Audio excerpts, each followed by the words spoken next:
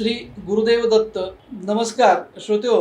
April 2025 या कालखंडामध्ये मीन राशीसाठी असणारं मासिक राशी भविष्य आपण जाणून घेणार आहोत. मागील 2.5 वर्षापासून तुमच्या राशीला 12वा शनी होता. आता तुमच्या राशीत शनी महाराजांचं आगमन किंवा प्रवेश झालेला आहे. या महिन्यामध्ये तुमच्या राशीत 5 ते 6 ग्रह ठाण मांडून बसलेले आहेत. शनी आणि राहूची युती तुमच्या राशीमध्ये होत आहे. एखादं आजारपण, वातविकार, आजाराचं निदान न होणं, काही जवळचं धन खर्च होणं, डोळ्यासंबंधीच्या काही तक्रारी निर्माण होणं, अशा शक्यता ह्या महिन्यामध्ये मीन राशीच्या व्यक्तींना मोठ्या प्रमाणामध्ये जाणवतील.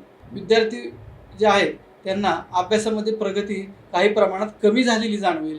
शक्यतो मीन राशीच्या व्यक्तींनी या कालखंडामध्ये वादविवाद टाळला तर तेच त्यांच्यासाठी अतिशय हिताचं ठरणार आहे आणि वादविवादामुळे एखादं काम तुमचं पुढं पण ढकललं जाण्याची शक्यता जास्त राहील. 14 एप्रिल नंतर तुम्ही केलेल्या एखाद्या श्रमाचा पैसा तुम्हाला मिळेल. वायदा, सट्टे बाजार, शेअर बाजार, शेअर मार्केट या माध्यमातून गुंतवणूक करू नका. त्यामध्ये अपयश येण्याची शक्यता मीन राशीच्या व्यक्तींना जास्त राहील. तुमची मीन राशी ही गुरुची राशी आहे. 3य स्थानात गुरु अगोदरपासूनच आहे. तिथे आलेला हर्षल, नवीन कल्पना, नवीन शक्तीमुळे गूढशास्त्रामध्ये तुमची आवड वाढेल.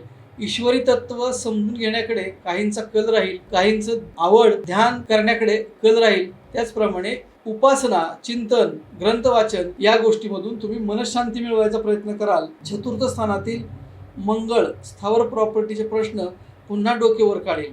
नवीन घर, वास्तू घेण्यासाठी जरा तुम्हाला थांबावे लागेल. विवाह इच्छुकांना विवाह ठरण्यासाठी अडथळे निर्माण होणार आहेत. सर्व असूनही लवकर जुळून येत नाही. हा अनुभव मीन राशीच्या व्यक्तींना या कालखंडामध्ये जास्त जाणवेल. तसा अनुभव तुम्हाला ह्या महिन्यामध्ये एखादा येईल सुद्धा. मीन राशीच्या व्यक्तींना आत्मचिंतनासाठी उत्तम कालावधी आहे. पुढील आयुष्याचे धोरण ह्याच कालखंडामध्ये ठरवण्यासाठी अतिशय हा उत्तम आत्मचिंतन जरूर करावे. मीन राशीच्या व्यक्तींसाठी त्यांनी जर उपासना करायची असेल तर त्यांना श्री गुरुदेव दत्त किंवा दत्तगुरूंची उपासना जर त्यांनी ह्या महिन्यामध्ये केली तर ती त्यांच्यासाठी अतिशय फलद्रूप आणि मनाला शांती मिळवून देणारी उपासना असेल. त्याचप्रमाणे त्यांनी महादेवाची सुद्धा उपासना केली तर ती पण त्यांना अतिशय मनाला शांती आणि समाधान मिळवून देणारी, नवीन काहीतरी मार्ग दाखवणारी अशा पद्धतीची उपासना ही त्यांच्यासाठी फायदेशीर ठरेल.